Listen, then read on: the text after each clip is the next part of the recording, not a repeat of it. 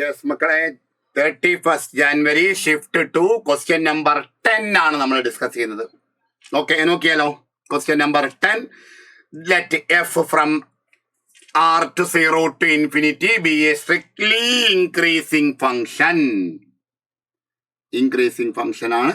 Such that the condition limit x tends to infinity f of 7x by f of x is equal to 1 ആണ്. Then limit x tends to infinity f of 5x by f of x minus 1ന്റെ value അതിൽ എന്താണെന്നാണ് question.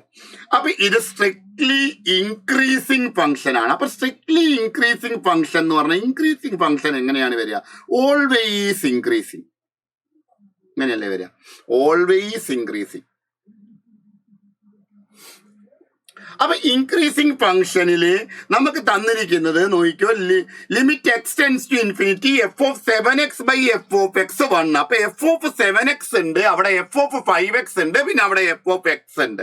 അപ്പൊ എങ്ങനെയായാലും increasing function ആണ് എന്നുണ്ടെങ്കിൽ X less than 5x less than എന്ത് 7x ആണെങ്കിൽ അല്ലെ ഇൻക്രീസിങ് ഫംഗ്ഷൻ, ദെൻ എന്തായിരിക്കും? ദ എക്സ് ഇവിടെ ഏതാണ് എക്സ് എന്ന് വിചാരിച്ചോ, 5x, ഇത് 7x ആണെന്ന് വിചാരിച്ചു. അപ്പൊ എഫ് ഓഫ് 5x എന്ന് പറയുന്നതും f of x, f of 5x, f of 7x അതെങ്ങനെയായിരിക്കും? F of x less than f of 5x less than എന്തായിരിക്കും മക്കളെ? എഫ് ഓഫ് 7x ആയിരിക്കുമല്ലോ അല്ലെ? ഇനി നോക്കിക്കോ, ഞാൻ എല്ലാത്തിനെയും നമ്മൾ ഒരു എഫ് ഓഫ് എക്സ് കൊണ്ട് അങ്ങോട്ട് ഡിവൈഡ് ചെയ്ത് കൊടുക്കട്ടെ. Throughout divided by f of x. അപ്പൊ f of x by f of x എന്താവും? 1 ആവൂലേ? ലെസ് ദാൻ എന്താവും? F of 5x by f of x ആവൂലേ? ലെസ് ദാൻ എന്താവും? F of 7x by f of x ആവൂലേ? 0 to infinity എന്നാണ് പറഞ്ഞിരിക്കുന്നത്. കണ്ടോ, ഇതിന്റെ ഇത് റേഞ്ച് 0 ടു ഇൻഫിനിറ്റി ആണ്. അപ്പൊ അത് എന്തായാലും എന്താണ്? എക്സ് ആക്സിസിന് മുകളിലാണ് വരിക അല്ലെ? അപ്പം എക്സ് ആക്സിസിന്റെ മുകളിലേക്ക് വരുന്ന സമയത്ത് പോസിറ്റീവ് ആണ്. അപ്പൊ sign of the inequality change ചെയ്യൂല എന്ന് മനസ്സിലാക്കണം. ഓക്കെ, അതുകൊണ്ടാണ് less than f of 5x less than f of x less than f of 7x by f of x തന്നെ എഴുതിയത്. ഇൻഈക്വാലിറ്റി ചേഞ്ച് ചെയ്യില്ല ഡിവൈഡ് ചെയ്യുന്ന സമയത്ത് അല്ലെ? ഇനി നോക്കിക്കോളൂ, ഇനി നമുക്കിവിടെ സാൻഡ്വിച്ച് തിയറം അപ്ലൈ ചെയ്ത് കൊടുക്കാം. എന്താണ് ഈ സാൻഡ്വിച്ച് തിയറം എന്ന് പറയുന്നത് നിങ്ങൾക്ക് ഓർമ്മയുണ്ടോ?